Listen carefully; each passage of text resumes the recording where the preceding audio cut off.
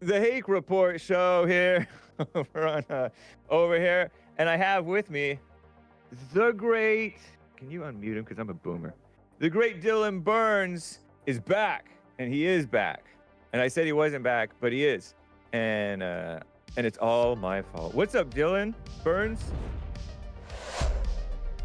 Happy to be back. We had some technical difficulties. The carrier pigeon you sent didn't exactly get to me. The smoke signal I sent didn't get to you, but looks like the magic made it happen. Yeah. Are you part American Indian? Or My anything? father he always said that, we're related to a Native American princess and, Cherokee Indian, but, you just think people are telling tales. Yeah, totally. It's coming in hot over on my earphones. Am I a boomer? No, it's sounding it looks like it's sounding okay on stream. It's just coming in loud. Okay, yeah, so I felt like my mother said, no, I felt like my dad told me that the doctors found Indian blood in my grandpa when he had a health scare when I was a kid. I don't know how doctors can find Indian blood in you. And so we all marched around and said, "Hi, ya, ya, ya, hi, ya, ya, ya." And it was like we were serious. We were not mocking. But now it sounds funny, and I pretend like I think that it might have been a dream, but I really don't think it was. And he won't tell me if that was real or not. And my mother said that my great great grandfather was almost burned at the stake. And would that have been by Indians or would that have been by somebody else? American Indians. So anyway, I have no idea. It is But weird I when you just have some really like early memories. It does all feel like a dream when you think about yeah, it. right. Because it's so surreal to think about your family doing this. It was before political correctness, so I don't know, we wouldn't have known any better, quote unquote. I thought of it because of your hair and you talked about smoke signals and pigeons and things. You And just thought I was sending enough signals. You were like, well, maybe. right. Are you still in Ukraine? No, I'm in the States, but I'm heading back to Ukraine this weekend. Okay, man. I saw one of your uh or I listened to actually more one of your uh documentaries on what's going on over there. The human safari one. Yeah, the one in Kherson. Yeah, where the Russians are having a heyday. They're just having a good old time operating these drones from somewhere else, like it's a if it's a video game, and just taking out and harassing and taking out and injuring and maiming random Ukrainian civilians, I guess, in Kherson, which is a city over there. Yeah, Kherson is in southern Ukraine. It's also where that big flood happened when that dam exploded, when the floodwaters rushed in. That's when I first went to Kherson. The Dnieper River, which goes throughout all of Ukraine, kind of cuts the country almost in half. It runs right through it, and the Russians are on the other side. The Ukrainians pushed them out in late in 2022. It was the last like massive military defeat that the Russians took. The last like it was the only regional capital in Ukraine they captured for the entire war, and then the Ukrainians pushed them out of it. And so the Russians obviously feel kind of a pain with that they took this loss, that they had to retreat over the river. And ever since then, they've been shelling over the river quite consistently. When I was in the city after the Novokhovka Dam exploded, they were shelling the city within 48 hours while, evacuations and humanitarian, like trying to get the elderly out of their homes because they couldn't evacuate in time. While that was still going on, the shelling was happening. But as time has continued, it's been these drones that have become notorious. The locals kind of refer to it as a human safari, a hunting of humans. It depends on who you talk to, how they exactly phrase it. But the best English translation is human safari. And essentially, drone teams look for any sign of life and they hunt it down, and then they post footage of it online. And what's really bizarre about that documentary is when I go to people and I tell people what's happening in Kherson, a lot of people think it's tall tales. Like, why would they be blowing up random fire trucks? Why would they be blowing up random ambulances? These aren't pushing back the Russian army, but it's the Russians often posting the footage of it themselves as if to send a signal of some sort, as if to like communicate something to the civilian population. And since I've released that documentary, human safari style attacks have only increased, and the range of them has gotten larger. Before, we were just talking about in the city, but as of a week ago, there were drones, FPV drones, hitting 30 to 40 kilometers down the road through Kherson. So that means even coming into the city is now potentially deadly. An elderly couple were hit while they were trying to come into the city just a week ago. So it sound based on what I was watching from your documentary about this, it sounds like they just want to scare the people out of the city so that they can just have it and not have any civilians to deal with. That's one interpretation. That's something that I subscribe to, but I don't want to. I'm not in the Russians' head. I can't say I saw some document in the Russian. It could be that, and there is some military and, of course, like ideological justification for it. The Ukrainians, when they took back the city, people came out with flags, people came out with flowers, people were very happy.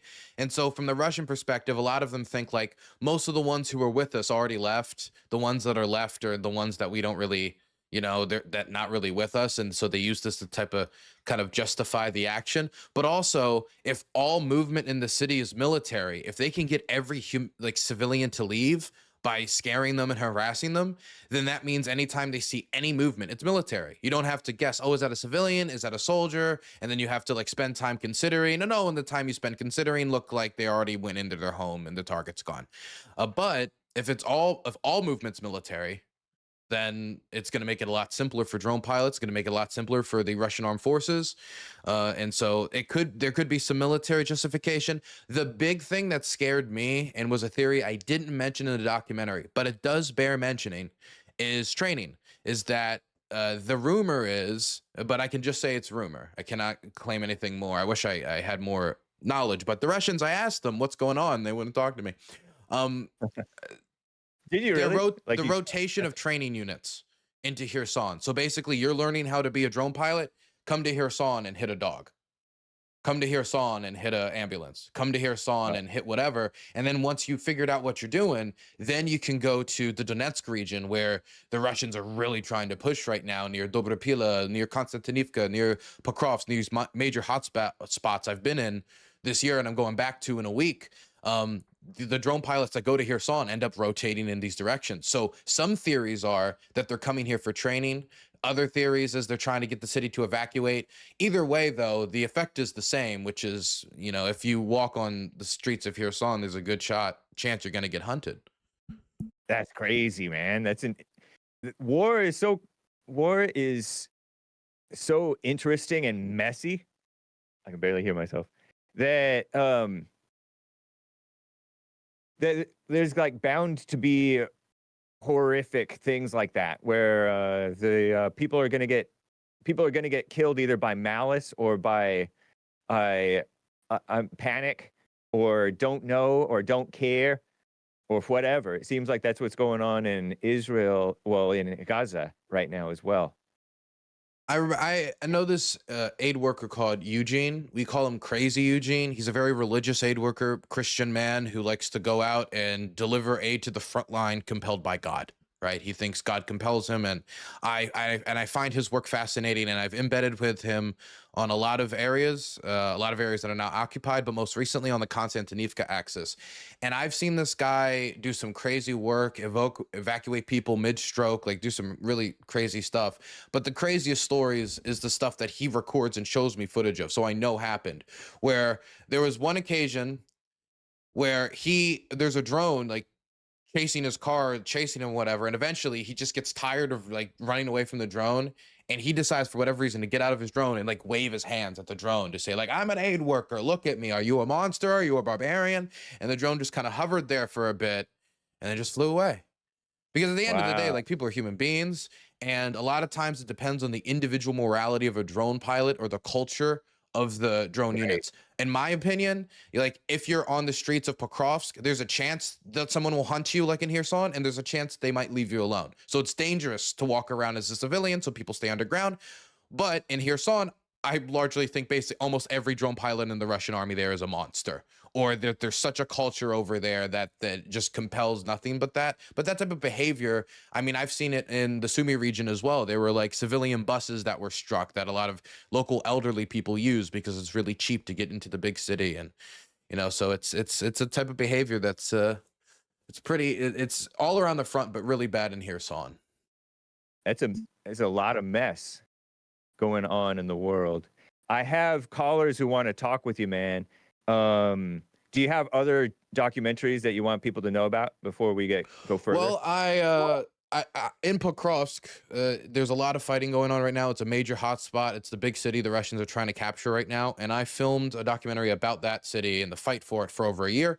I started outside the gates of Avdiivka, and I followed the front line from there all the way into the city itself when the Russians were attacking it from 3 directions. It's roughly almost 2 hours long. It's a really big documentary. We got some some musicians to take part, make a good, good soundtrack, folk music, good ambience tracks. I'm really excited to release it. So that's going to be a Pokrovsk documentary coming out in the next few weeks.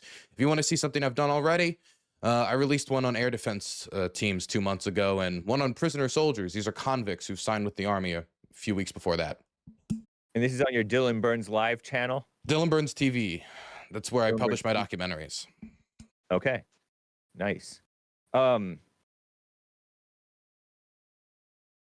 have some questions. Meanwhile, here in the States, you Sure. probably heard about the Ukrainian girl who got stabbed to death in that train incident down in Charlotte. Have you heard anything from the people on that side about the situation? What's your thoughts on it? You mean in Ukraine?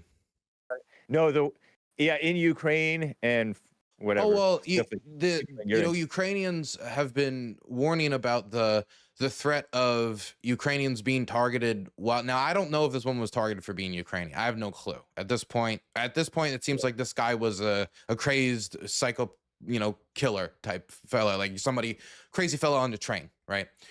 Anyway, but Ukrainians have been warning about like stabbings and attacks on refugees all throughout Europe that have happened since their people have been displaced around the world. And once you lose that local community and you have to like reroute, like a lot of that like safety, like everyone, your neighbors know who you are. If you disappear, they're gonna be like, what the fuck happened? Excuse my French. They're gonna be like, what happened?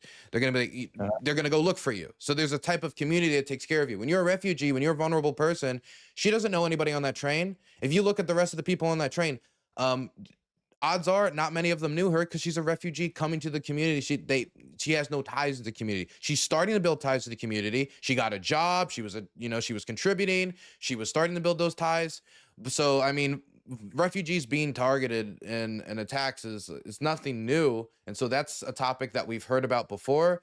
But another thing is this is being it's very strange to see a lot of people who like were quite literally like a few months ago saying, screw Ukraine. I don't care what happens in Ukraine. Bombs get dropped, people die, war happens, who cares?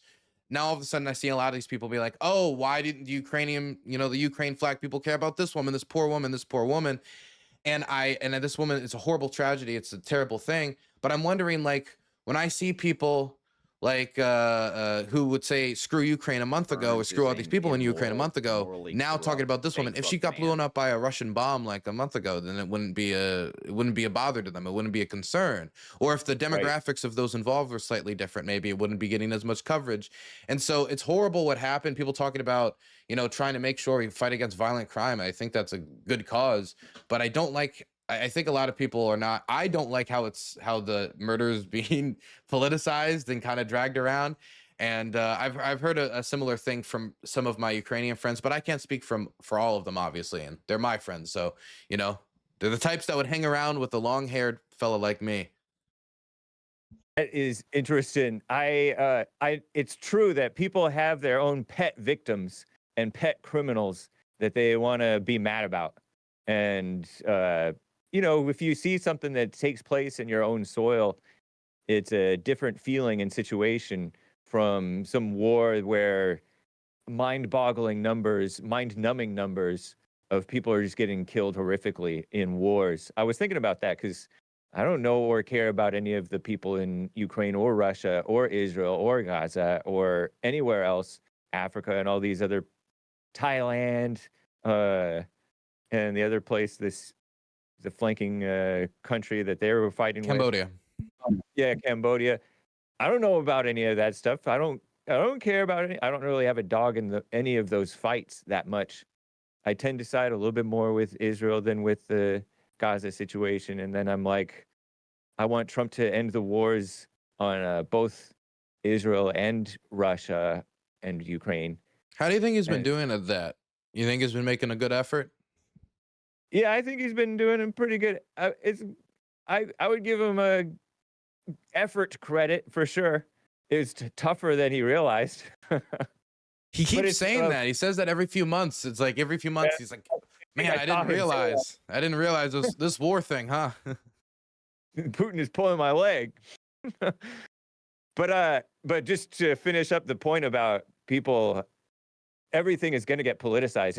Anytime any war breaks out in any part of the world, if anybody has any mental dog in that, prideful dog in that fight, they're going to fight about it over here.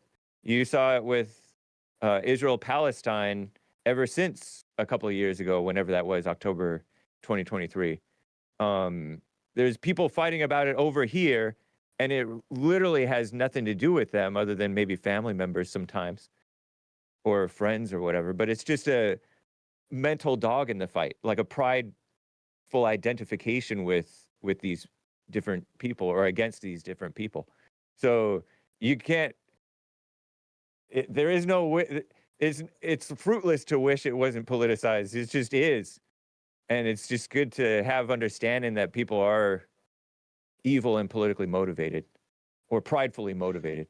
I mean, I think that it's one thing to acknowledge, for example, if a school bus goes off a mountain and, you know, there's a horrible tragedy, I think people saying don't politicize whether or not these school buses should have seatbelts. That don't politicize the situation right now. Like there's a certain exaggeration that people can use to try to get off critique or like ignore the facts of the situation. But I've also seen every time there's a shooting, every time there's a terrorist attack, every time there's some sort of tragedy where someone goes off the handle, there's a race. You've seen it, everybody sees it, where everybody's digging through their social media history, everybody's doing everything they can to say liberal or haha, I knew they were a Trump Nazi or haha, I knew they were, and they do everything they can to dig and not even get to the truth, just get their narrative out faster. Right. And it makes it very difficult for anybody who's, you know, not, you know, coming in as who's trying to just figure out what's going on, not coming in with some prepositioned agenda to really like figure it out or figure out what the problem is. Or to just like people using tragedies to try to just fill up their jigsaw puzzle of you know, self-victimization. For example, there was like, I saw people talking about like, wow, how many, you know, is this the type of future that Ukraine's fighting for? They have no clue what future Ukrainians are fighting for. None of them are talking to Ukrainians. They're not fighting to get stabbed on the train. They're fighting not to get blown up in their home. It's, you know, they're just kind of bringing it into their pet issue. So I would hope people, you know, they just give it a little bit more prudence, huh? Yeah, indeed. I guess you just have to be an example of it or just live it yourself and let people be evil because there's no and then just know what you're dealing with so you can kind of cut through the crap a little bit because even the media, even like the mainstream media is not unbiased with these things. I go on Wikipedia because it has usually like a good summary of accepted media of what happened a lot of the time. And then when I'm reporting it, I know that I'm not going to get my channel taken down for misinformation or whatever. And I just know going in that they're not going to tell me everything that's necessarily pertinent because it's underreported or whatever. So I just When I go to like that, anywhere, I have to choose what's important when I put a camera in front of it. If I go to a battle, right, and I film any part of it, I am choosing by putting my camera in front of it. This is what you need to look at. I'm saying that Dimitri is the guy you need to listen to, not Vlad, who has a totally different view, sees it very differently than Dimitri. but you need to listen to Dimitri. By me choosing where the camera goes, I'm saying something, I'm declaring what's important. And I think this is true about all forms of media. It's true about alternative forms of media, it's true about mainstream forms of media. It's just, if we can get the widest aperture possible, that's very helpful. But that also doesn't mean that we just, just building up facts, building up information. We also need to see what's prudent in that, what's important in that. And that's the hard part of a job like a Wikipedia editor, is you need to decide throughout the entire life of Abraham Lincoln what's actually important to talk about his life. What a Yeah. difficult assignment that is. And so, yeah, it's going to be very difficult to agree upon. Has Zelensky or anybody else, anybody like officials, talked about the train stabbing incident at all? It's mostly just, just the same that I've seen usually when these types of things happen, which is, prayers for the Ukrainian diaspora, those the sorts of those, nothing besides, I think, like mid bureaucrat level communication about, like, how the family's doing, XYZ, stuff like that. JLP, his show is right before mine. I'm on his network. He mentioned that I guess the family or the parents, somebody offered to take her body back to Ukraine to be buried, but they said no, let her be buried in the States. She loved America. Something like that. That's very sweet. I don't know. Yeah. Yeah, it is.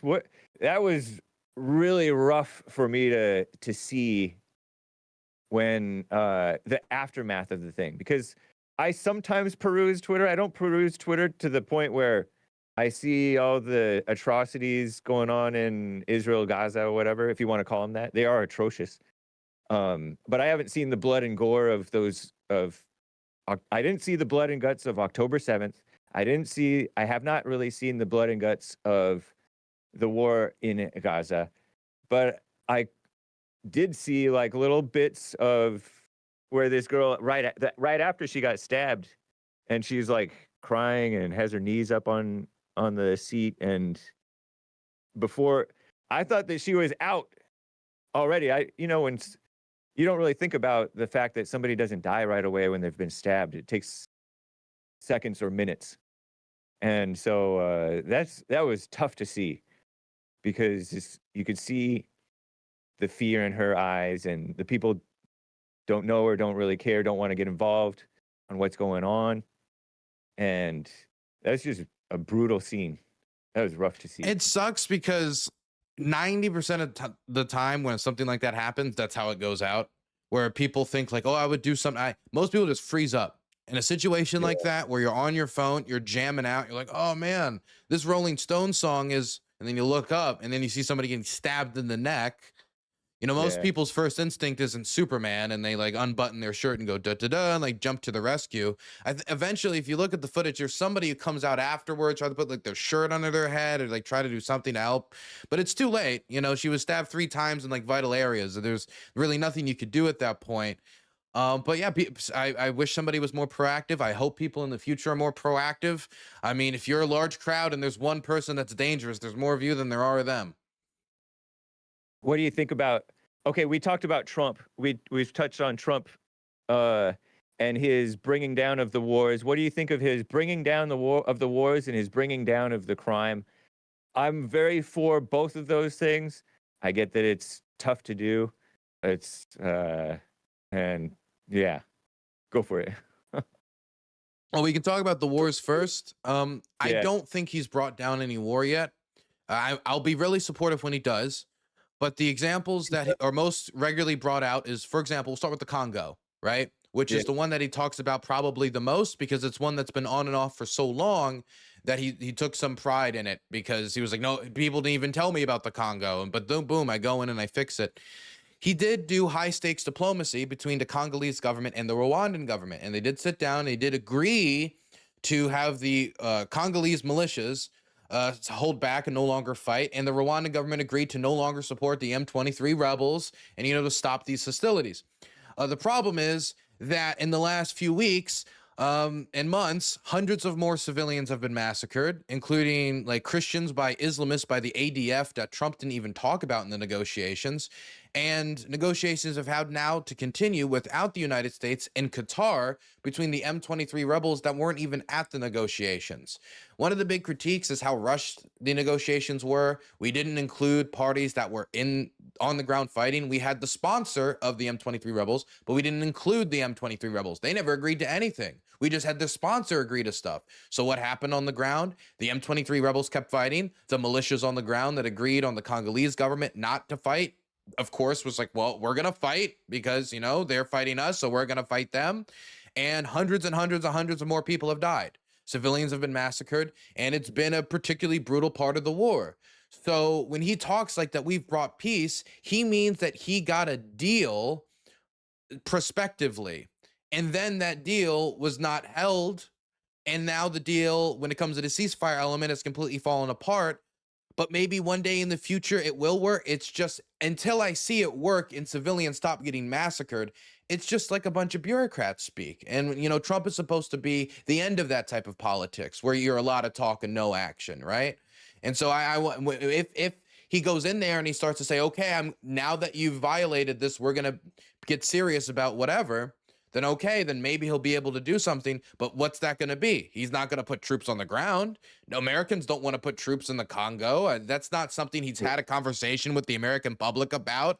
I mean, the Iranian bombing was a bomb. I don't want to say just a bombing mission, but that was a bombing mission. And we got so little communication about that prospectively in advance of that. This would be ground troop. So what is he going to do?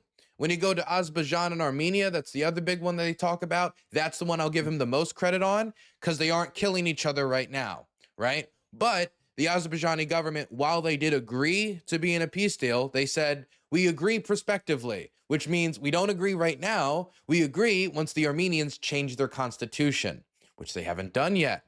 And so until they agree to do that change of the constitution, until they agree to these little specifics, and the American corridor, which means dedicating American troops to the Caucasus, by the way. I think some people might have not realized that as part of his Azerbaijan-Armenian peace deal, is now we have American troops holding the line between Azerbaijan and Armenia.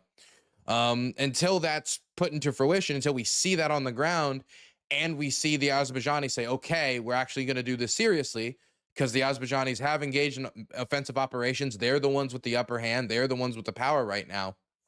Until we see that, I can't be for sure. In Ukraine, well, I don't think I've said my piece on that probably, and I think we can all see. In Israel-Palestine, well, that's evident as well. Yeah, Israel. The only thing that I give him credit for in terms of Israel and Palestine and the Ukraine and Russia is that at least he's talking to Bibi and at least he's talking to Putin, whereas Biden didn't seem to want to talk to either one of those guys. He didn't even have a good relationship with either of them. Yeah, but I mean, politicians talk a lot, and I was told by Trump we were going to have peace before he got in office. Then I was told 24 hours. Then I was told 100 days. Then I was told 2 weeks on 4 or 5. I don't know why. It's always 2 weeks. I don't know why it's always 2 weeks, but it's always 2 weeks. The current red line counter is 7, right? And at a certain point, it's okay, this is nothing but talking. Yeah, it's interesting. What did you think about Putin coming to Australia? I mean, Alaska? Where is it? Anchorage, Alaska. Yeah. Well, I'm not against talking to the Russians. I don't know why we did it in Alaska. I don't know why we had to, roll out the red carpet. There's a bunch of impressions I could say about how we did it and ways I would have done it differently. I'm not against talking to the Russians, period. But I am against wasting time, and it feels like what happened in Alaska was a huge waste of time. We didn't get anything out of it. Nothing changed. We didn't seem to get any closer to peace. Trump said in advance of the meeting, if we walk away with it without a ceasefire, he would be disappointed. That was Trump's own standard. I don't know what to hold Trump to, but his own word, right? That's how you should do with every politician, hopefully, even if they all lie.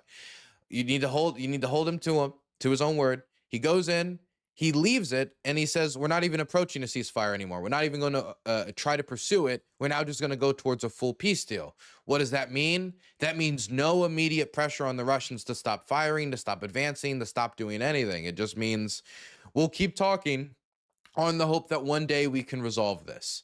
That means that there's no pressure to stop the violence anymore. The Europeans responded to it by saying, come on, wait, we need to stop the violence right now.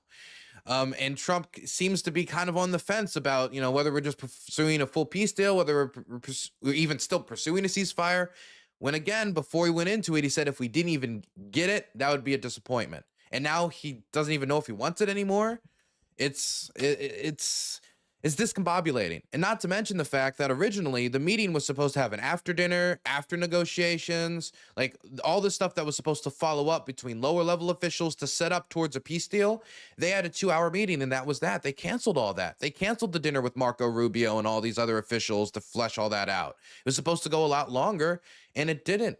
But this also was like a really quick rush job when it comes to setting this thing up too. Usually these types of summits that bear fruit, it takes weeks, sometimes months to like properly set these things up. And this was set up like what, like in roughly like a week? Yeah, he indicated that this stuff is like urgent to take care of. So I don't know what's going on. I guess people are just intent on fighting. And there's no stopping somebody who's intent on fighting. And that seems to be Putin, and that seems to be Bibi. They're just intent on getting done whatever they want to get done. I feel like both of those guys are in major trouble politically if they don't get a lot done on the fighting front. Oh, I mean, the thing is, Bibi has gotten much more done on the fighting front than Netanyahu has. I mean, and I'm not a fan of Bibi, but I mean, Hezbollah has been like smashed a lot. The Iranians, of course, have lost a lot of influence when it comes to the groups that they support in the region.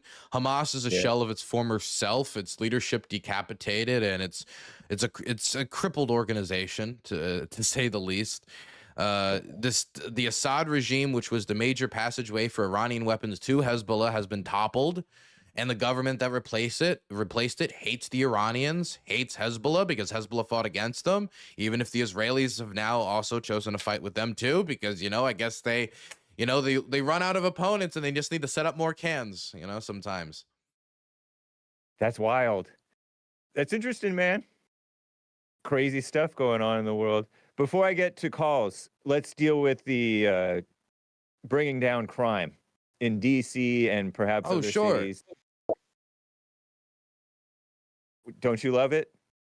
I live outside of D.C. I was born and raised right outside of D.C. My grandfather worked in D.C. at the Bureau of Engraving and Printing, like the security things on the $100 bill, like the security strips that they started adding on the new bills. That was him. That his department, like he was working on the machines that worked on that. That was what he did. And I love DC.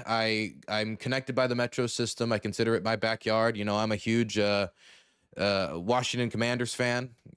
But I don't really think anybody wants the soldiers here. It's like the most locals don't like it. They don't like the National Guardsmen. There wasn't any like conversation with them beforehand. It was just kind of like they showed up one day. The mayor wasn't warned beforehand. The city council wasn't warned beforehand. They didn't talk to any community groups beforehand. It was just all of a sudden, all these soldiers are here. And it's like, okay, what are the soldiers going to do?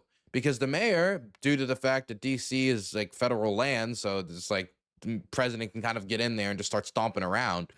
At least that's currently what is happening. And due to the fact that they would like some support when it comes to, dealing with crime. They're like, okay, how do we figure this out? But what I've seen is most of the soldiers have been focused around the Washington Monument, the Lincoln Memorial, and major tourist hotspots. I was told that the purpose of this is to stop all the murderers and the rapists and the drug dealers and all the criminals. The rapists aren't at the feet of Abraham Lincoln. The drug dealers are not slinging dope at the Big Pencil in DC. That's not in the Washington Monument. That's happening across the river. That's happening, in Anacostia. That's happening over, and I'm not trying to say that that's the only places that that happens. It's just that where they've concentrated the soldiers is near major tourist hotspots, and where it's the showiest, where you can, oh, that's the Lincoln Memorial, look, there's soldiers there, so stuff that looks good on cameras. And just around the DC area, just around the like federal DC area, not DC as like a community. And on one hand, a lot of those people probably don't want soldiers patrolling around. And the few times I have seen them patrolling around, like, it seems like they don't really, like, I see them talking to people on the porch, like, hey, you need to, is that a joint? Is that a cigarette? Flashlight? Like, I Really? need to see. Is that really what they need to be doing? Cleaning up trash is the last thing I saw the National Guard doing in DC. So Saw that too. I just don't know if this is a good use of federal resources. You need to coordinate this with locals. The locals don't seem to appreciate it particularly. So I mean, yeah, there's been a slight decrease in crime, but how long can this be sustained? Is this a permanent thing where we're just gonna have troops around DC forever? Like, yeah, if you go and you rush a bunch of money into an area, poverty might go down a little bit. How long can you just spend like $20 billion to bring the poverty rate down 10% if it isn't sustainable, So is this sustainable?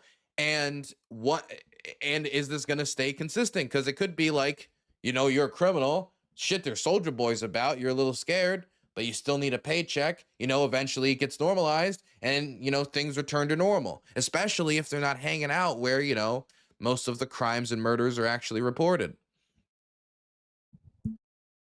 What a mess.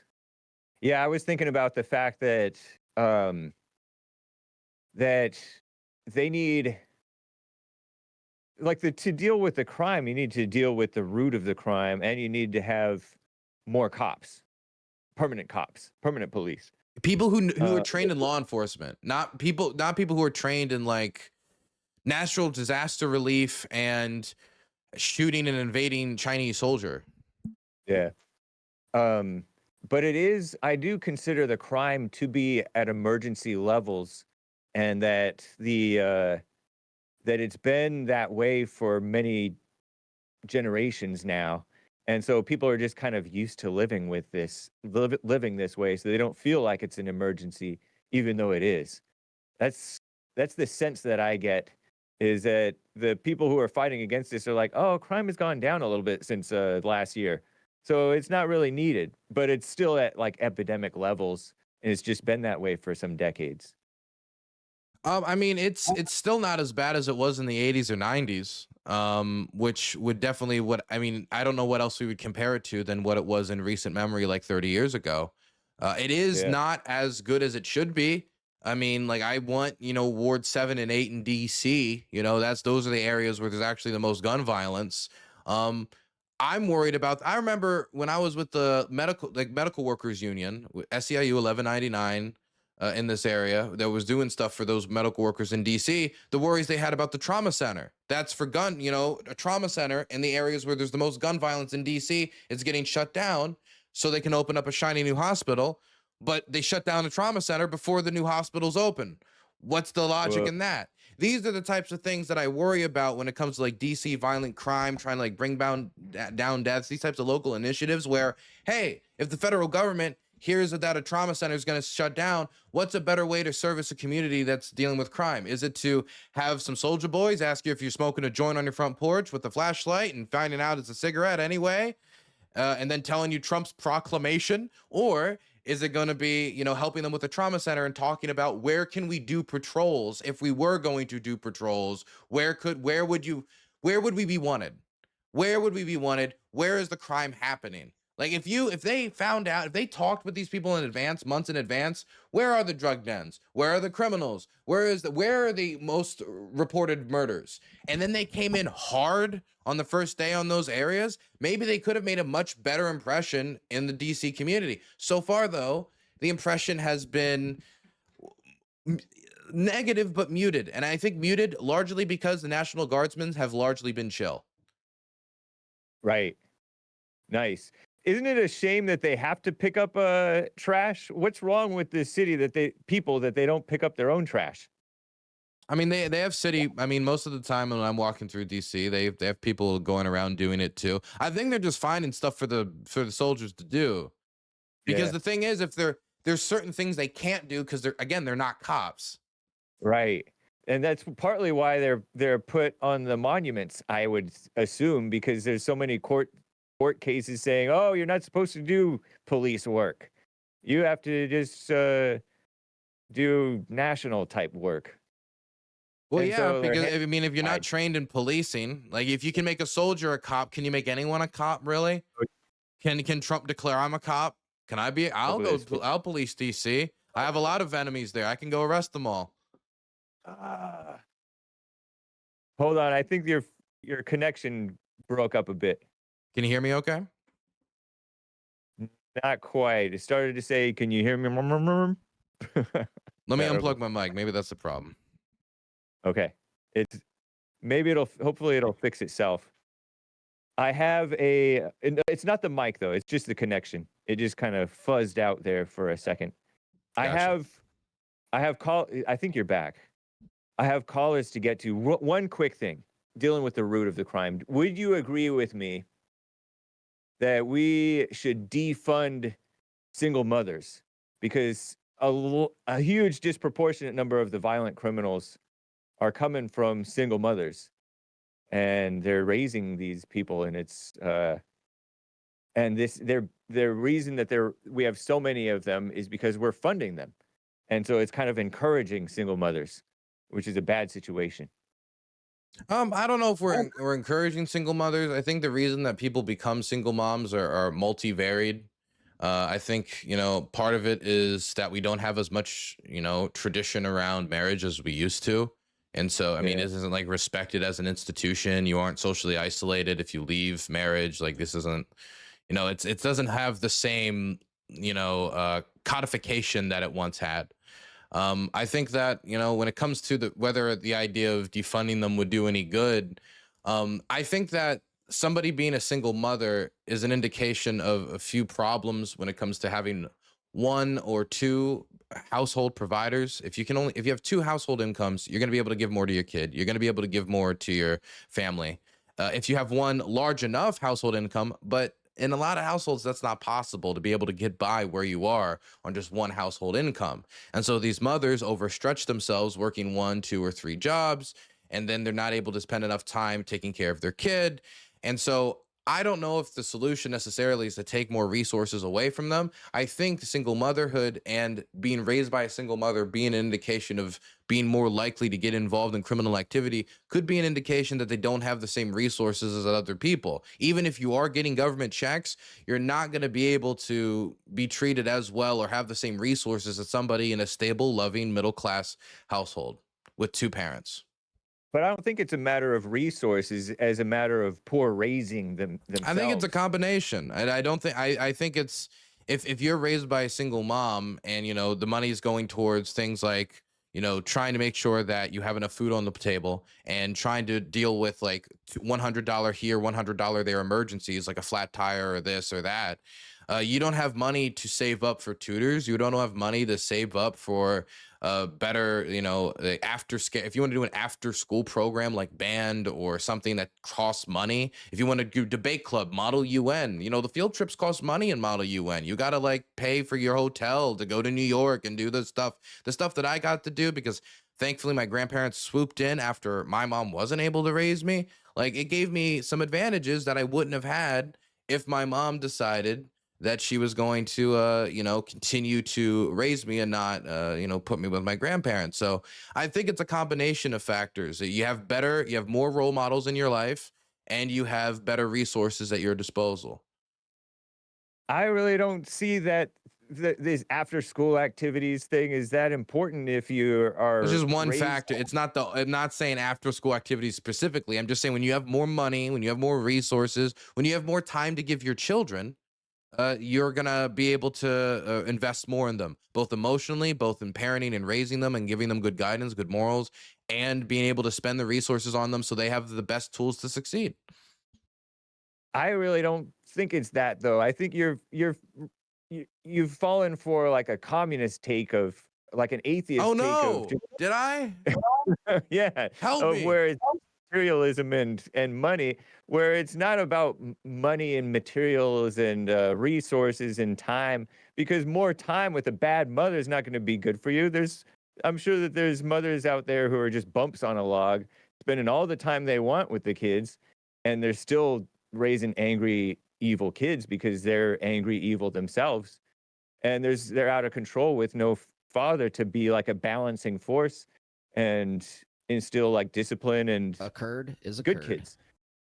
Dylan I could see mute what you're his mic saying, and win the but debate by I being don't so think it's handsome. just a factor of God damn. guidance or good morals, because there's a lot of people with good morals who don't get by very well, or they don't Right. have the same, they give their kids all the morals in the world, but at the end of the Yeah. day, if they can't give them some certification that would come with a certain degree or some amount of money that could go into a trade school or XYZ, it is going to be more difficult for them. Not inattainable, but it's going to be more difficult. And the more barriers you put between people and things, the less people are going to get to those things. That's not to say that you can't achieve it. This is America, baby. But at the end of the day, you give the plant the best sunlight, it has the best chance to succeed. I just want every child to have the best sunlight. Right. And so then you don't encourage things through funding, because you fund what you want more of. You fund the homeless, you get more homeless. You fund the single mothers, you get more single mothers. And you But fund the you criminal. fund if you have starving kids, you fund food. Yeah. You fund food for the But that starving kid. So what I don't want more of a single motherhood or A whatever. curd That's not is a something I curd. want to promote. What I want more Wouldn't it of make more is sense to penalize the kids deadbeat with full dads more stomachs since that they're can the ones concentrate on actually schoolwork doing the and get wrong out of thing that by not situation. raising the child? I don't know if they even need school that much. I feel like school has become so You don't important. know if the kids of single moms need school.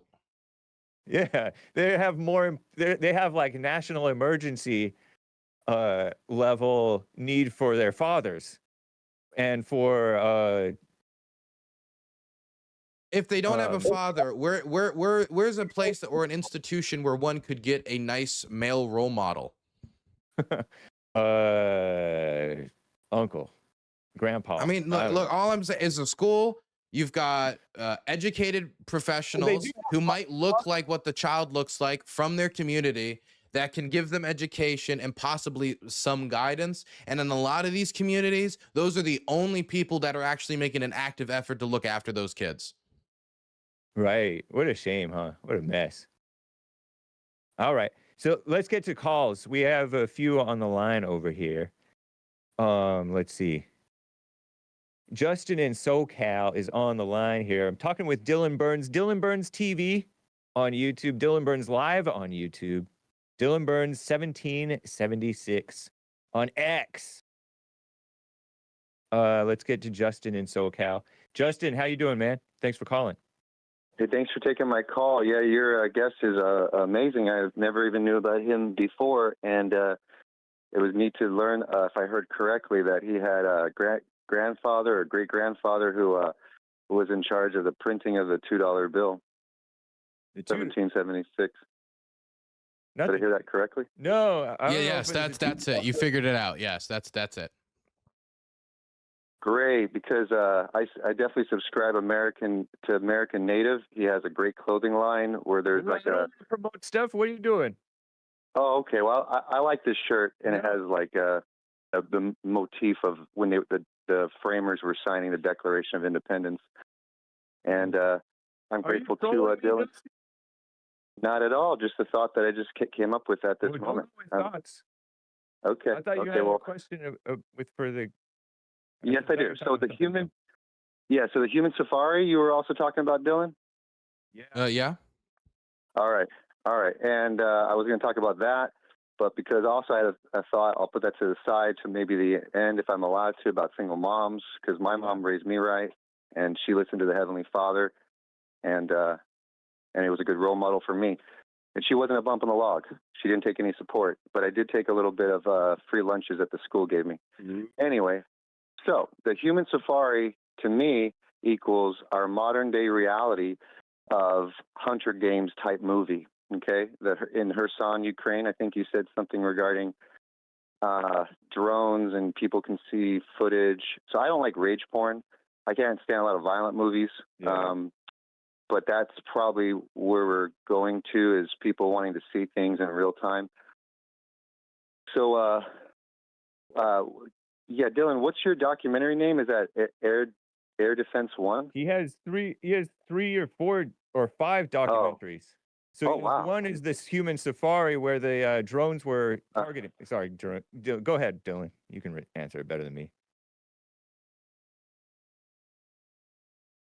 Sorry, Go I ahead, was Dylan. just looking something up quick. But no, it's titled Russia's Human Hunting Ground in Kherson. It was published 5 months ago. Oh, Russia's what?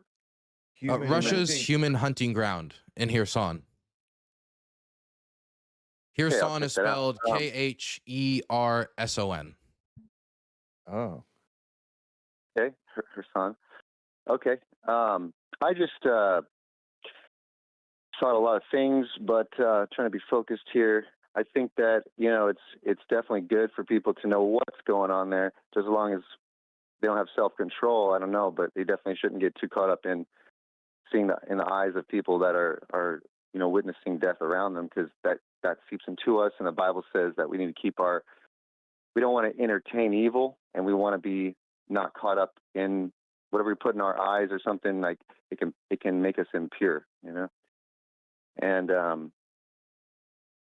I didn't know that stuff like that exists, but I definitely think that it's an eye opener for people that need to know what is going on. Just as long as they're not like rooting for people that are killing someone else, because God doesn't want us to kill one another. Yeah. Evil is real, man. Yeah. And maybe it's rage porn. Maybe it's just an eye opener that God wants people to know about things. Obviously He allows everything to be for a reason. So I'll check out the Russia's Human Hunting Grounds movie or documentary. And I did actually see a good movie recently called Caught Stealing. I think it's pretty impactful because I had to see it twice, because the first time I saw it last week and then this week, someone stole my car key and my $4, and then before I could try to, I don't know, even focus on this movie, because half the way through I was just like distracted. I took a little prayer walk around, a couple times to the restroom, and miraculously, I'd say, it returned to me without me having to say a thing to the people to the left of me. That probably, or not, took it away and then returned it to me. And it taught me that it is not worth it if someone carjacks you, steals your car repetitively, steals a wallet, steals $4, to go on a deep end and be violent. Because I saw that movie. It was very, very violent. I don't watch a lot of violent movies, and it seeped into my mind, my ears, and I was just thinking, oh yeah, this guy took it from me and I got to go after him, but maybe not, but it by the time I came back around telling God, hey, whatever your will is, I want this back, but I don't want to pop off, and have these demons win. The angels protected me, and I was able to still get back what I needed without any loss of life, any violence on my part or someone else. God, to me, fought my war for me. Right on, man. Okay. Yeah. Tell us about your upbringing. Sure. Yeah. So I'm from Indiana. When I came to Cali, it was definitely rough. I came here in '89. Definitely rough. I saw a lot of different gangs. I first started seeing the neo-Nazi type skinheads. They were kind of bullying. They were kind of like just trying to get attention, I guess. And I was always like a latchkey kid. Took a lot of pride in what I needed to do. I had a paper route, did my own money to subsidize whatever was lacking. My mom worked 3 jobs, but she was not a go-getter, necessarily. She just knew that her Heavenly Father was leading her to take care of me. Never remarried, never asked for assistance. Maybe sometimes the church voluntarily, benevolently gave her aid. What happened with your dad? Where was your dad? He was still in Indiana, and then he had They split up. She left him. They split up. Yeah, she had to leave him. Yeah, because of his own alcohol problems, and that just taught me never to really go to that as a form of lifestyle. So you were raised like Ben Carson, a single mother, but who taught him good stuff. Yeah, yeah. I mean, she kept her ear to the word. She raised me in the word. That's how I raised my children. We're still married, me and my wife, 21 years, and you know, to this year. And I feel like that. I know that without feelings. I know that her commitment to the Heavenly Father's words taught me to be a good son. And when I eventually got baptized, I believe I received the Holy Spirit, and I listened to His Son Jesus as further guidance. I still want to claim, that all three are important for counseling, for knowledge, and for guidance, through your life. And so, though you may not have the direction that you need, all three who? All three characteristics of God. Because there's power, there's science. I can, observe God in one way. Do you agree with me that we should defund single mothers, or with Dylan that we should not defund them necessarily? That wouldn't help. Define defunding so I can actually make a statement. No welfare for single mothers. There's like welfare for mothers, infants, children, stuff like that, something like that. Yeah, taxes should not be paid to take care of somebody else's family. That should be voluntary. And if you so choose to give to the church, the community, one-on-one, great. But I benefited from student lunches at school. I definitely ate the food. It wasn't the best food. And if it wasn't there, it wasn't like I was going to be without food, but it definitely supplemented the need that I had. Okay. So by keeping it there, I can see the point of view that others may see that it helps them. After school programs are great. I just went to the YMCA. That wasn't an after school program. You can go there. There's other programs now, unless that's funded by welfare. I don't know. Well, what is the YMCA funded by? I don't know. What is it funded well, by? a lot of these like public sports areas are funded by public taxpayer dollars and are attended to by like civil servants. Well, not civil servants, but public, workers. Then definitely keep it, because otherwise there's just the gang members you're going to be playing, or the other disfortunate individuals that have linked up to play ball together, and you're going to get tousled around. It's going to be a harder life for you. Whereas if you're in a YMCA, it's air conditioned. You got some way to get away. You have an opportunity. So in that regards, I would say, people.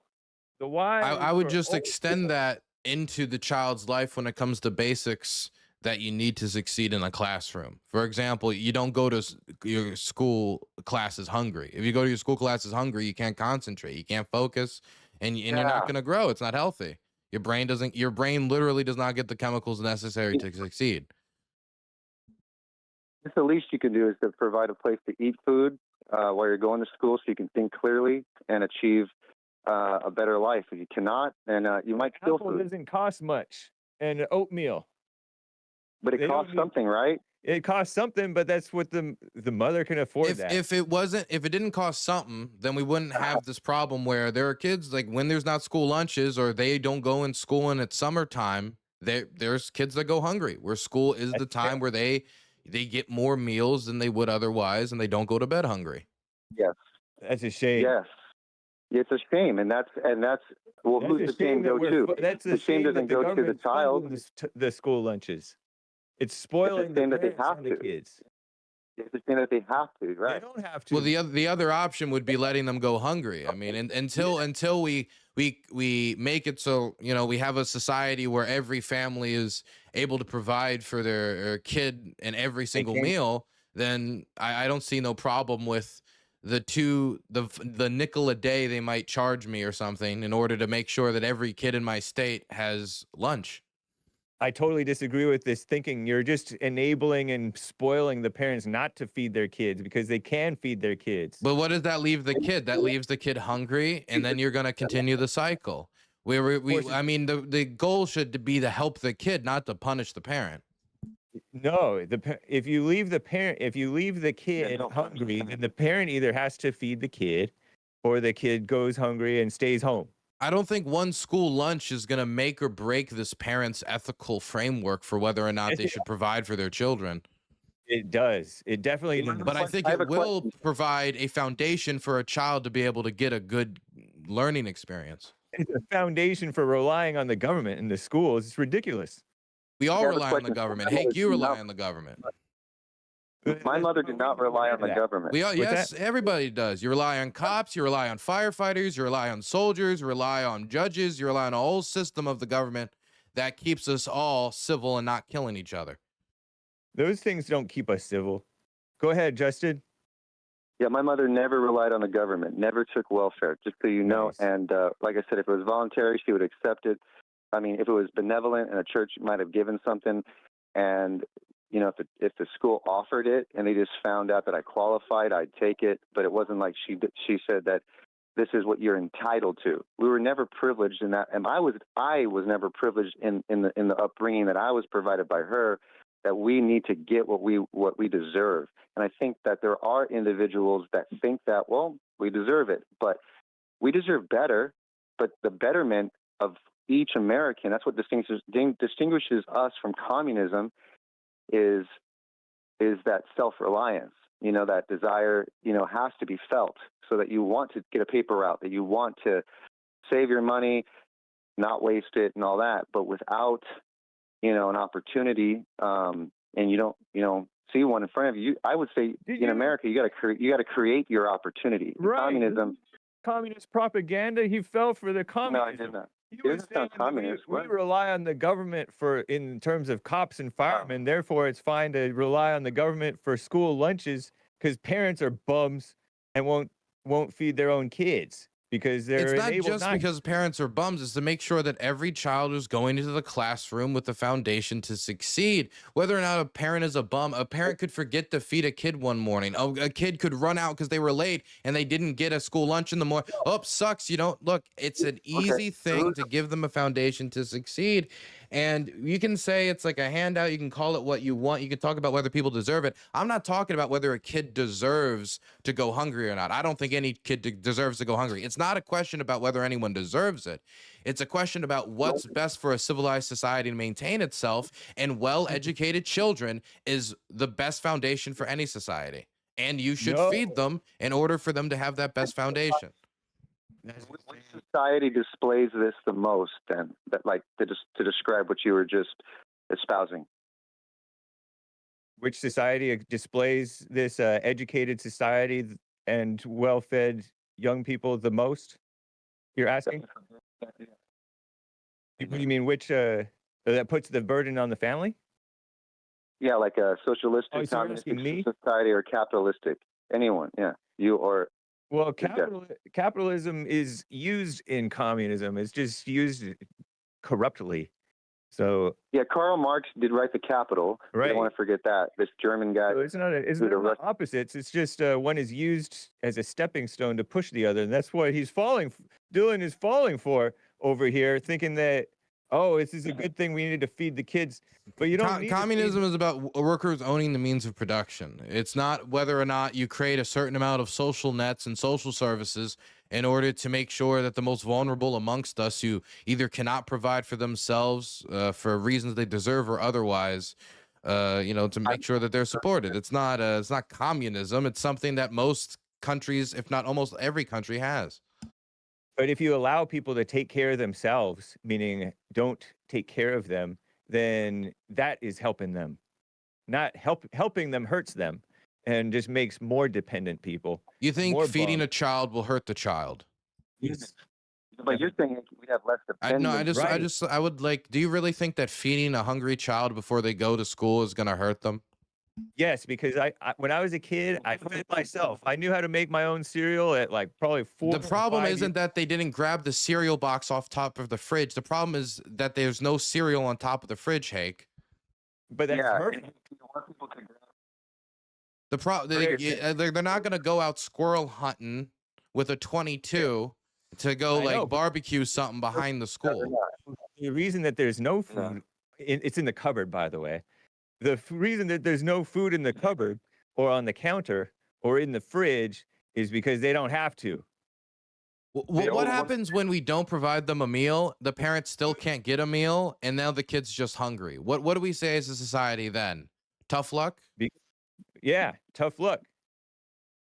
Because the kid's gonna figure out how I'd to rather feed himself. not. Well, it's too bad because you're playing Because mama on. what you're doing, Hake, is you're making more murderers. You're making more criminals. You're making those people Trump is scared about all the time. Hungry, frightened kids are the best people to turn into criminals and people who can be preyed upon and recruited into gangs. Says you. So my question is Yeah. who is the arbiter of the production that the worker, needs to own? Is it the individual family? The laborer community? should decide what the laborer does. I What was gotta that? go, Justin. We gotta move forward. All right. Appreciate Thanks you, for taking man. my call. All right, Nice yeah. Take care. talking to you. Bye. Very interesting. Nice meeting you.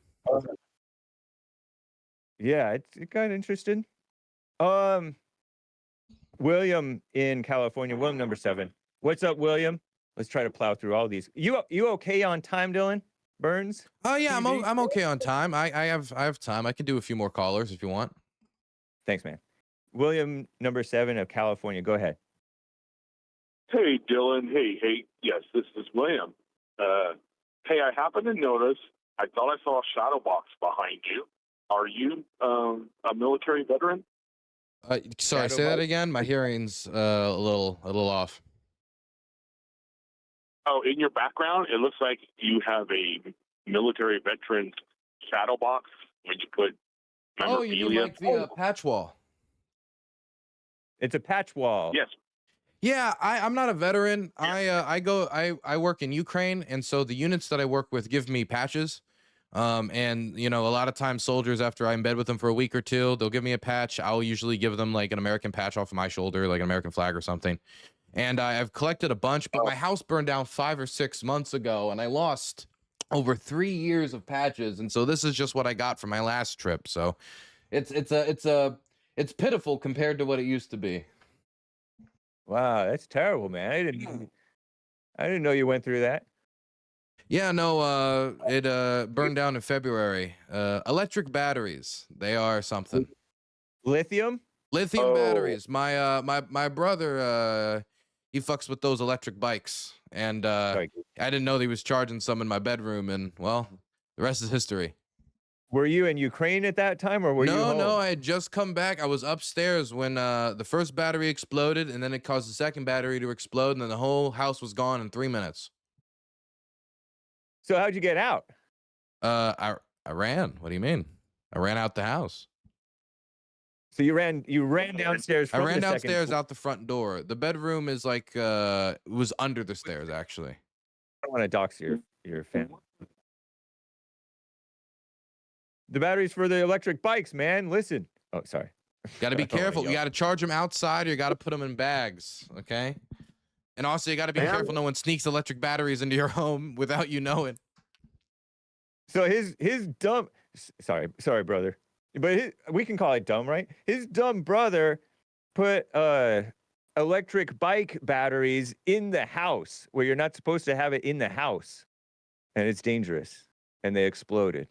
Okay. I had a friend give me, he made electric bike, and I had to charge him, not in the house, but, and I didn't know because a lot of the power tools have lithium batteries now, and so I didn't know if one of those. Oh, yeah. Because you never know. Yeah, it's crazy. Yeah. Well, thank you. So, hey, so I'm a military veteran, and I did 14 years so I recognize one of those. It looked like a MAGCOM badge from the Air Force. The one that kind of looks like a heart, not a heart shape, but a shield shape. There Oh, behind the shield you. one. This one right here. The shield one.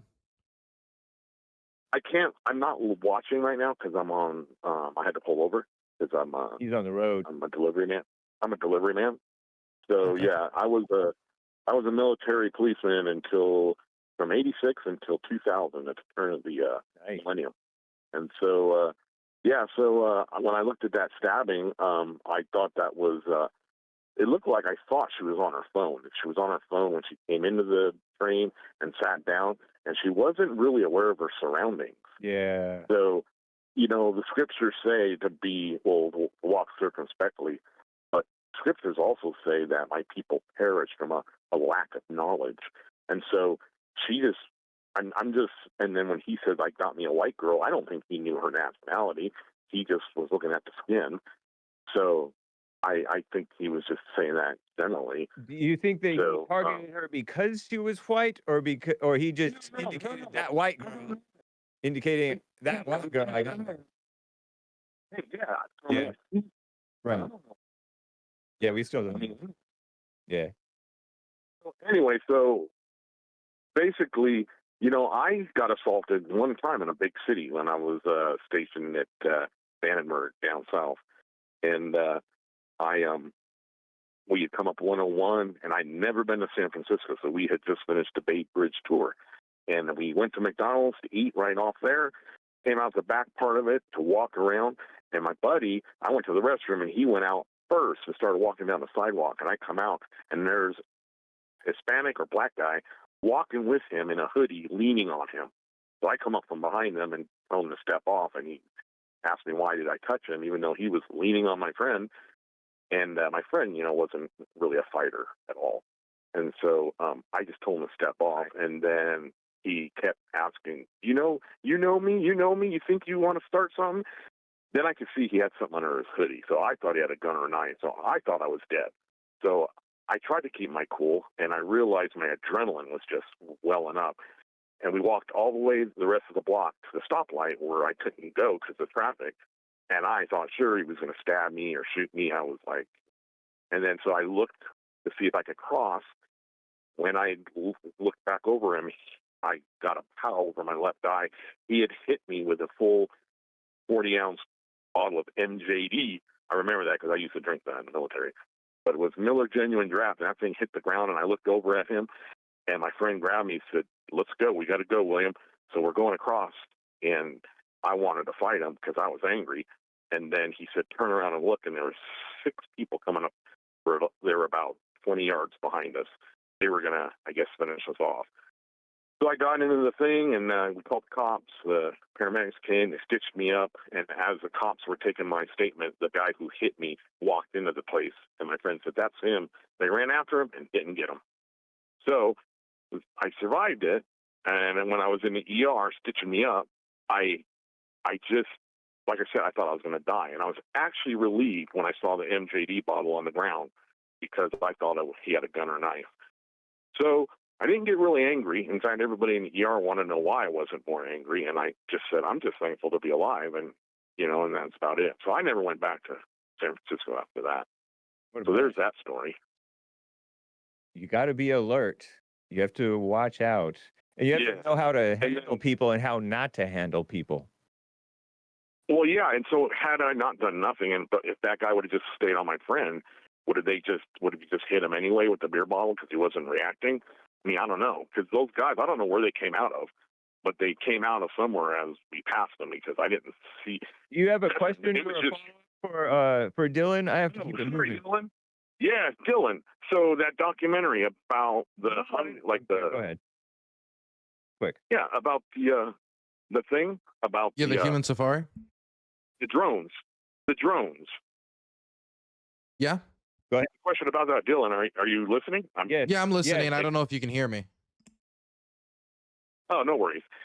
So my question is, if that's really going on when people play video games and we're doing stuff like that, what if the people don't even realize they're shooting real people? What if they just think it's a video game? How would we know as a society? No, I hear you laughing, Hank, but I'm just saying, when that guy waved his arm. I didn't laugh. I'm just remembering this. Isn't that what's that movie? That's the premise of I grew up in a household that appreciated 80s flicks. What was that movie? God. I don't remember. Red Dawn? Not Red Dawn. There was a movie where the whole premise is it's a video game, and then he finds out at the end it's actually real, and he didn't know he was playing a game the whole time. I forget what the movie was, but the best drone pilots are gamers. The best drone pilots I know go by I'm not kidding, go by their usernames on I knew this one drone pilot in Pokrovsk. His name was Lobster. And I was like, why is your name Lobster? And he was like, that's what I called myself on Call of Duty. That's when I called myself on that was my screen name. and they know how to like the controllers for these FPVs are very similar to game controllers. They have really good hand-eye like coordination, which is very useful. And a lot of these older 50-year-old men, 40 plus 50-year-old men who are signing up, they, they're not of that generation, and they tend to not be drone pilots. They sometimes do, but it's the younger people, particularly gamers, who tend to be really, really good. Nice. Yeah. I appreciate it. Well, We're gonna have to keep it moving. All right. All right. Fair enough. Thanks for taking my call, Hake. I appreciate you, man. With Dylan, thanks, and I'll try to check out that documentary. Yeah. Thank you. The movie was War Games, by the way. Chat remind me. War Games. Nice. War Games. Okay, and so they thought it was a game, but it was real, or they thought it was real, but it was a game. Okay. Oh, no, they thought it was a game and it was real. Dang, that's terrible. That's horrific. Jermaine in Canada is on the line. You're on the line with Dylan Burns, 1776 on X. Go ahead. Hey, Hake. Hey. How are you? Fine. Nice. What's up, Dylan? Hello. Nice to meet you. Oh, sorry? I didn't hear He you. said hello. Nice to meet you. Oh, yeah. Sorry, I didn't catch the show a lot there because I didn't bring my headphone to work today. But you guys were touching on cut the funds for supporting mothers, pretty much. Well, that wasn't the whole topic. That was just a side topic that I was interested in, and I keep on pushing. Yeah. Because I feel that's anyway. I feel it's a problem that's continuing. Yeah, Hake seems to have a thing for single moms, which, I mean, to each their own. Yeah. Shout out. To I mean, I just would put a little 2 cents in on that part. Like, well, yeah, the mothers, they raise criminals, then that's for sure. Right. And it starts in the home, right? Where the mother and father, they're not capable enough, and then they rely on the government to bail them out, which is the messed up part, because how did they become single moms in the first place? We have to touch on those roots first, and then go up the ladder. Right. You know? But if you're forced to be responsible at some point, if you're left with no choice but to be responsible is a better word for it, rather than forced to be responsible, then you're going to get yourself together, at least on some level. Oh, yeah. Yeah. Yeah, and money, you can't say money will play a big part, but not really if they don't know how to raise the kids. Because I was raised on a lot of money, and right, I didn't turn out too bad. Well, that is true, but that's also why a lot of these programs have like EBT cards. You can't like go to the casino and like throw your EBT card down there and put it on black, right? You have to go and spend it in certain ways, and that's why, for example, school lunches, when you give the sandwich to the kid's usually not going to go out back, sell it for dope, and then bring it to mom. That's not. That's why you have those environments where you can provide stability outside of an unstable environment. What a mess. I'm not saying I disagree with you, but if we started at the root, maybe most of these programs that we have wouldn't be necessary. Yeah, of course, I agree. But right now, starting at the root is Donald Trump like blowing up the Venezuelan drug boat, right? And that's going to take some time. If that's the strategy we're using to, deal with drugs and deal with these things that are, poisoning the country, well, it's going to take some time if our method is we're going to blow them up. And in the meantime, there's going to be a lot of kids who have, because of no fault of their own, are caught up in this, and we need to provide them a cushion so they don't become, not only it doesn't ruin their lives, but it also hurts other people's lives once they go down a dark pathway and it affects other people. Yeah. Okay. Nice. No. I wanted to get off on the drug boat. That was interesting. The drug. Yeah. I mean, Trump is trying his best. I mean, it's not really going to change a lot because I think it will. We already know people. People are hard to change. If you make an example of one alleged drug dealer boat, then other drug dealer boats are going to be like, well, now I have to be a little bit more careful because they're blowing us up now. They're not just randomly humanely arresting us and handling us with kid gloves. They're blowing us up. So I Yeah, think but if that you might want to like stop the drug operation, you got to put boots on the ground. It's not like the cartels are going to be stopped by airstrikes, right? We've tried maybe. this stuff with the Houthis, right? If you really wanted to dismantle the Houthis, you can't just Yeah. bomb them endlessly. You got to put boots on the ground. And not a lot of Americans want to put boots on the ground in Venezuela or put boots on the ground in Mexico right now. Definitely when Yeah. Trump advertised themselves as against forever wars, and he won't even dedicate himself to like putting troops in Ukraine, but we're going to dedicate ourselves to putting troops in Venezuela. It doesn't make like that to me. That doesn't make sense.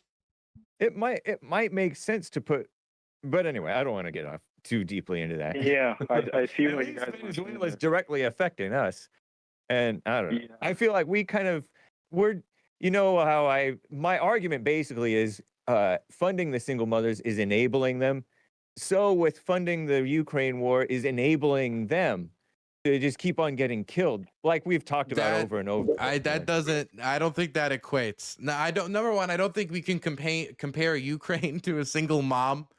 I would I would say Ukraine has much more of an old grandpa vibe to me. I would throw out there, but the problem with Ukraine is they got invaded. That's like if you give ammunition to a guy defending against a home invader, you're enabling him in getting home invaded. It doesn't really make any sense. What you're doing by not giving them the assistance that we said we would give them is that you're enabling the home invader, because now there's no incentive for the home invader to run away or come to some middle ground, which you usually don't come to a middle ground with a man who's broken into your home and steals your stuff and kills your family members. But obviously this is a war, its circumstances are a little different. But until the Yeah. Russians feel pushback, they're not going to come to the table. The idea that if we pull back, the Russians will oh, now, it'll get better. No, it'll get worse. The human safari will get worse. The advances into Ukraine will get deeper. And the Russians have so far not been willing to compromise whatsoever. And so I think that the only language that let's be real here, that they speak right now is going to be force. You need to make it so that when the Russian army advances, they advance into a brick wall. And once you slam your head into a brick wall enough times, you start to bleed. Maybe then you consider, well, this is pretty expensive. I think I would rather go home. And I think that's the best way to do it rather than dragging it out 3 or 4 more years because we wanted to teach the Ukrainians not to get invaded. Well, So, thank you, Jermaine. Real quick, last point. yeah, so since we're on the topic of war, I didn't hear your stand on Israel and Palestine. Well, what do you think about that? Yeah, real quick, 30 seconds or less, or 10 seconds ideally. Go ahead, Dylan. October Get it. 7th was a horrible catastrophe that has led to the deaths of so many people. But Netanyahu is now perpetuating a war that both enables him politically and the radicals amongst him on how to expand and continue the war into countries that did not even aggress upon him. Syria and Qatar being probably the most clear case examples of this. Qatar being a country that Donald Trump is right now trying to get in good with. This was something that was even denounced by Donald Trump. And I think as the Netanyahu government continues to not show an end game, at a certain point you have to say, do you continue to funnel all of this money into a construction project or any project that they have no clue, like, how do we end this? How do we have any idea how we end this? I mean, I hear about all the time, hey, high-speed rail in California, beautiful, lovely. I'd love it. But I hear all the time from conservatives, well, if you don't tell us how we're going to get there and it's so expensive, how can you expect anyone to go fund this or XYZ? And so the same principle has to apply here. The Ukrainians, at least they have they say we fight the Russians until, the Russians come to the table and negotiate, until they listen to Trump. That's a strategy. That's something. You go to the Israelis and it's just fight until, Hamas is gone, which is an idea, but it's much more difficult to, get rid of an organization like Hamas. So quick thing, if they got rid of Israel, do you think Palestine would have peace with each other? Because they're different different groups of different hijab in Palestine. Do I think if Israel went away, whether or not, well, I think if Israel left, I think that there's a bunch of unattended to issues and there'd be social conflict within, like, whatever the state would look like if Israel just disappeared tomorrow. but like that's not going to happen. And so I think we need to figure out how we get these people to live next to each other, because, you know, it's very American value to say that people have a right to rule themselves. And I think the Palestinians have a right to rule themselves. They have a right to self-determination just like everybody else does. It's just figuring out how we can get these people to live next to each other, because it's not like they're going anywhere. Thank you, Jermaine. I got to run, man. Take care. All right. All right. Appreciate it. Let's get to Gus. Goosey out of Orlando, Florida. How do you pronounce your name, first time caller? Gussie? Gus. You Gus. pronounce it Gus. Oh, yeah. Gus. It's G-U-S? It's a tough one, right? It's a tough one. Just G-U-S? Anyway, yeah, G-U-S. Let's stop being pedantic about my name. I want to know what your research diet is like, because I'm watching this show. I'm watching you react to these world events, these terrible things. I'm watching you discredit young mothers. And dude, respectfully, you're a bozo. So answer me, how much do you read per day? Just the CNN morning updates. So just the CNN morning updates, and you get online, you make your living regurgitating CNN updates. Is that what you're telling us? No, I don't really regurgitate the CNN updates. I talk about what else is going on, and I just talk with people. And then I produce. Do you watch my show, or is this your first time catching my show? I watch TV. I ain't got no time for you and your clown tactics. Because I don't like you. I want to know how much you research. Oh, not much at all. Okay, thank you. That's all I want to know. I rely on Dylan Burns and callers and chat and CNN.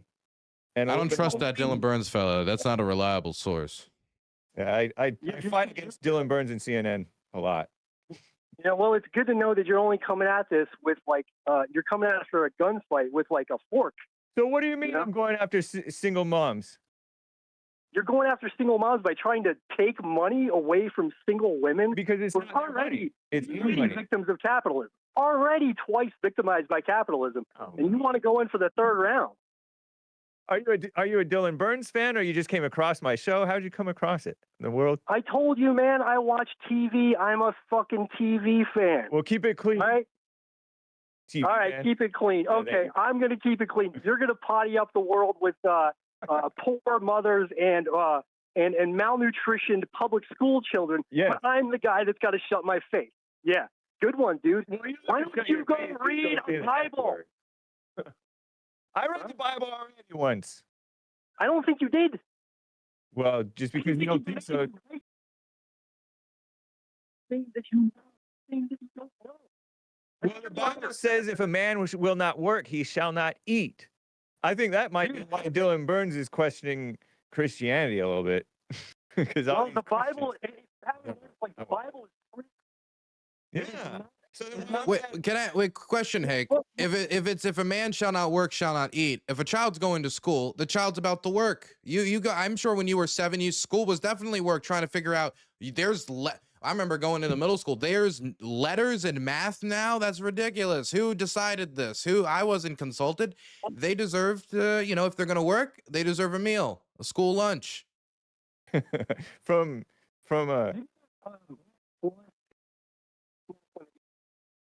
They're the future of America, and you're starving them. You're literally starving the American dream. No, the parents are starving them, if that's true. Bible quote. If they're starving, it's the parents' fault. It's not the parents' fault if they're starving if they live in a food desert, or if their parents were 7-Eleven, they have apples and bananas, man. 7-Elevens aren't everywhere, dude. I don't know how you get out or where you put 7-Elevens in but the some food places deserts. there are no 7-Elevens. Food deserts means all you have is fast food and a little bit of grocery stores. No, food deserts mean you have to travel to go get stuff. They closed down all these Walmarts last month in rural America, and people literally have to drive 100 miles now to the other Walmart to get food. But those are those are responsible people. You're talking about food deserts as if it's people in the ghetto and they have to travel to like another city because the people are the crime is so bad that it's shutting down the businesses. It's food deserts of the making. Where does all this information come from? Did you get it from the CNN blurb in the morning? No, CNN doesn't tell me the truth. like that. And he'll tell you the truth, but you read lies every morning. Facts. And then you come online Not necessarily that pertinent, but I have a little bit of common sense that crime causes, a little bit. yeah, crime causes poverty, not the other way around. What are you even thinking about? How does crime cause poverty? I don't know if I can butt in for a second, but do you really think you don't think that somebody has ever committed a crime because they were hungry and or poor, or that they were like, you don't think poverty at all pushes anyone to commit crime? It's the other way around completely. Just the crime falls and then poverty descends, like the cry falls upon the city. We're speaking in general terms. So on occasion, somebody might steal an apple because they're hungry, or usually not Skittles. They usually steal Skittles because they're greedy. I mean, like if you're in a community, I've been in communities. I remember my father, and I didn't live with my father, but my father lived in a community where there wasn't a lot of job opportunities for people who were up and coming. And maybe you could work at the corner store. That's something you could do. Maybe at the pawn shop, so you could take grandmother's old golden rings and sell them while she cries because she needs to make maybe you could do that. But there's not a lot of good, honest work in the community, and so they see gang life, they see an opportunity to make quick money, and people think, it might not be right, but at the end of the day, I'd rather not be hungry. I'd rather have money in my pocket, and I'd rather be able to clothe myself than slowly descending in dignity and in this environment. Definitely, since there's also not enough jobs to go around. As you just saw recently from the jobs reports, there's now less jobs than there are unemployed people. And so that means for some people, they're going to just lose out. But that's because there's so much crime. You're talking about all the, like, a lack of businesses. But crime doesn't just manifest. Poverty is one of many things that creates crimes. No. Crime causes the poverty. Do you think that if crime is what causes poverty, then why is it that those who engage in muggings and drug dealings and these types of crimes are largely poor people? Why isn't it like Bill Gates out of nowhere? If this is how crime happens, Bill Gates would go out there and start shoplifting. There are people who do that. There are some wealthy people do it, but it's largely concentrated in impoverished, poor communities, and it's largely poor people doing it. So I think there has to be a connection here, Hake, between people joining the cowboys that are going to go cattle rustle and their farm being burnt down because now they have no option, Because it's generations of criminals, and then there's and it just they cause poverty, even not amongst just themselves, but one another. A lot of cattle rustlers back in the day were people whose own farms had been victimized, and then they, after losing everything, became cattle rustlers. Yeah, see, crime causes poverty. It was the crime. If you're saying crime causes poverty, but then the poverty, them being impoverished, helped create crime. It compounds each other. These are two things that are kind of, partners, if you will. How there's four horsemen? Commit a crime because you're poor. You're going to commit crime because you're a criminal in the spirit. Being poor makes you more likely to be a criminal. It's one of many things that can motivate you to become a criminal. If you have poor morals, then you're going to be poor in general. Sometimes you're rich. Oh, he dropped.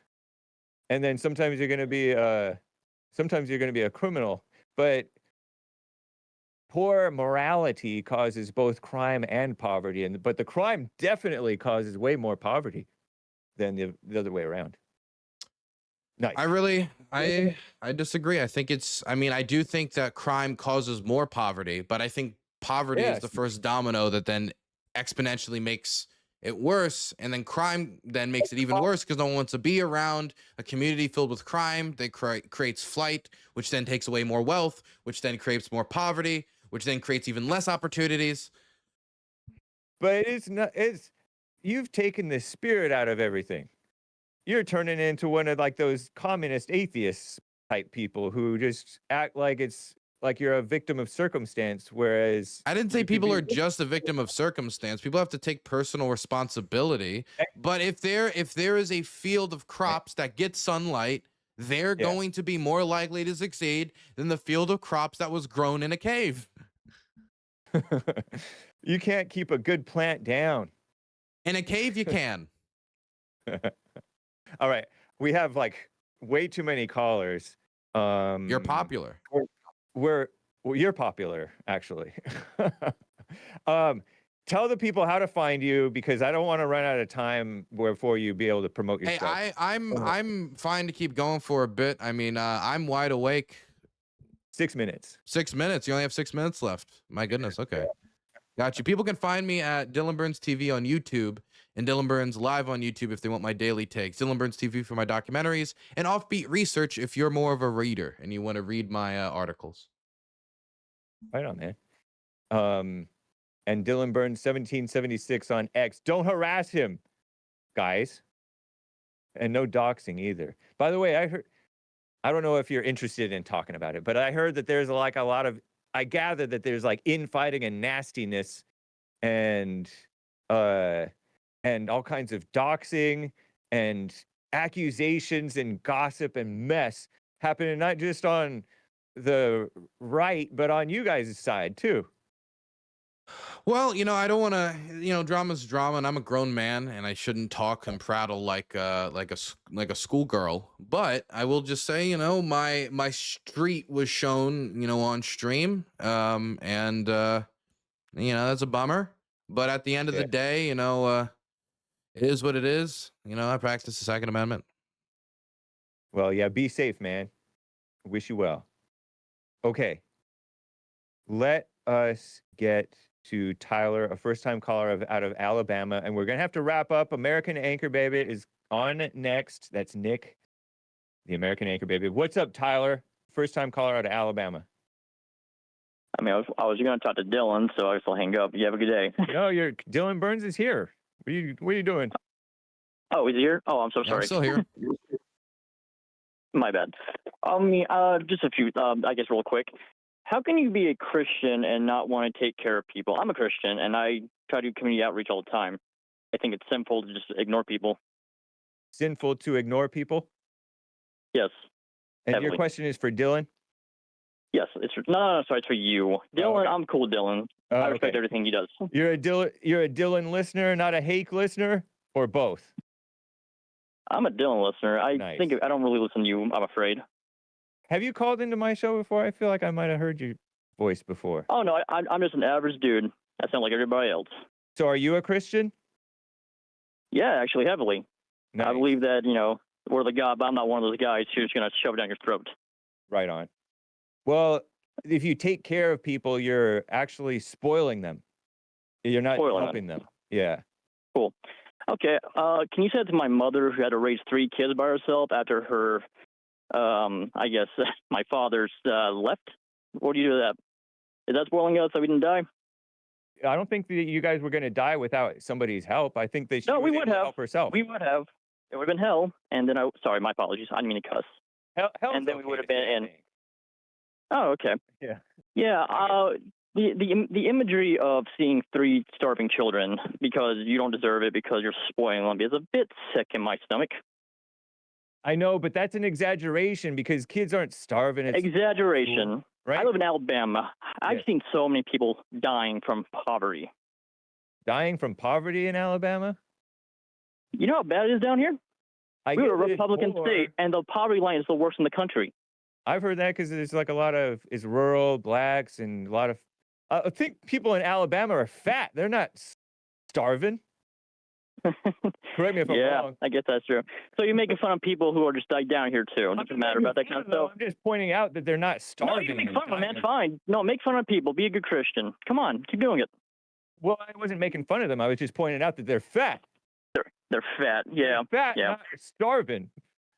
Now you have Dylan just cracking up on stream, and I don't think he's laughing at the poor people. I think he's laughing at me. Yeah, I mean, I don't doubt him. I left it too. Stuff that's kind of edgy, but I'm pointing out that people aren't really dying from poverty in America. You live in Alabama? No. Where do you live? L.A. Oh, you live in L.A. with all those Democrats and like pedophiles? Wow, man. Why don't you come down here? I don't know about pedophiles. I mean, I see these alerts from the Citizen app that there's person has a crime. More money, right? Minors, More money. I don't buy it. You don't buy the Hey, Dylan. Epstein stuff, do you, Dylan? Dylan. Sorry, what? So you lost me. You don't buy that. We have 1 minute and a half. You don't buy the Oh, my bad. Epstein drama, do you? I Side note? mean, what do you mean Epstein drama? I mean, Epstein, diddled a bunch of kids. That's not really a drama. That's just kind of like criminal fact. If you mean Yeah. like whether or not Trump's in leagues with Epstein, he said he would release the files. Kash Patel said he would release the files. They all made this big show of the files.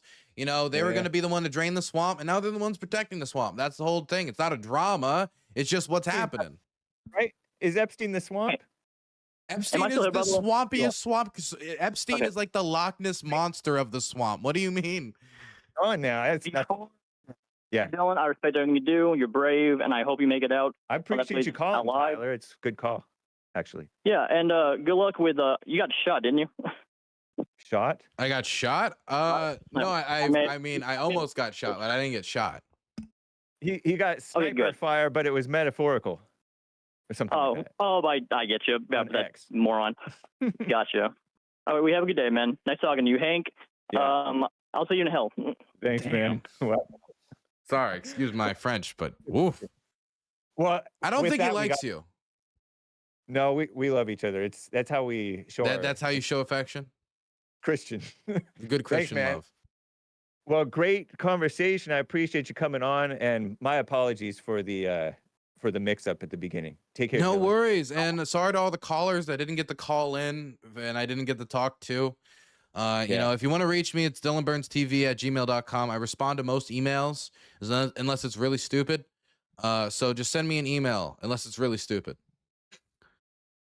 Thanks, guys. Take care. Peace in Bye-bye. the Middle East, or at least in your hearts. Take care. Danabo loves this, by the way. This is Danabo loves Hake appearances. I don't exactly know why, but I think it has to do with the just the mysticism of the gulf and divide between our values. I don't know.